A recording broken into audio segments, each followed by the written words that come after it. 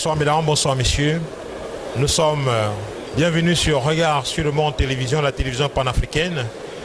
Nous recevons cet après-midi au terme de du 23e congrès de l'eau et assainissement, M. Yvan Kedjat, qui est le directeur général d'un des réseaux qui englobe plus de 500 entreprises sur la question de l'eau et assainissement. Bienvenue sur notre plateau, M. Yvan. Merci beaucoup, bonsoir mesdames, bonsoir messieurs. Donc effectivement, je dirige Aquavalet, qui lui réunit 250 entreprises, laboratoires de recherche qui sont basés dans le sud de la France.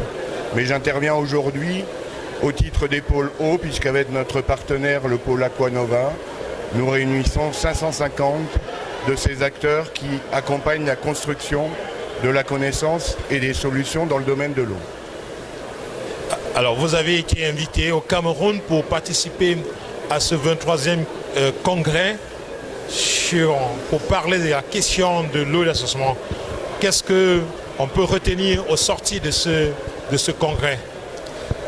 Écoutez, au sortir de ce congrès, alors j'ai beaucoup plus participé sur la partie exposition et à quelques sessions dans la partie congrès plus précisément, puisque j'accompagnais 10 des entreprises du réseau sur l'exposition.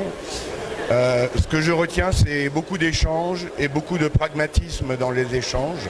Et je crois que c'est ce qu'on a tous besoin.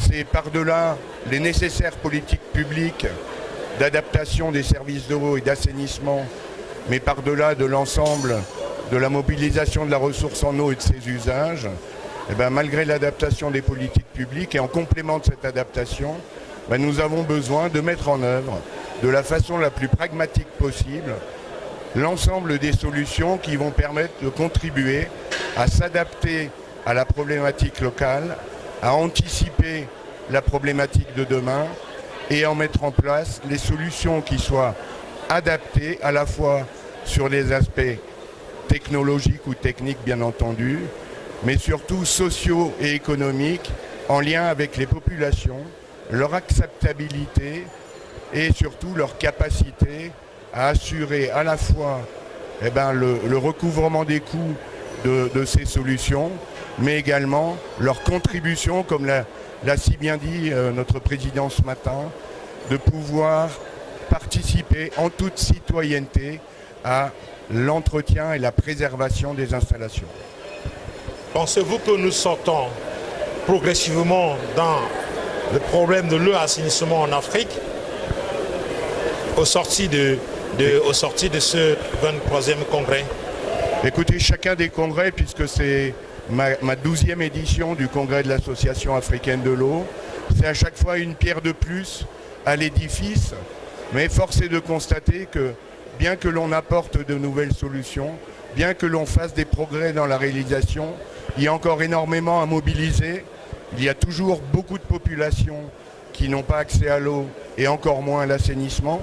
Donc il y a toujours besoin de mobiliser des financements dans ce sens et de mettre en place les compétences au niveau local pour pouvoir mettre en œuvre ces solutions. On rencontre le même problème dans ma France qui n'est pas très loin.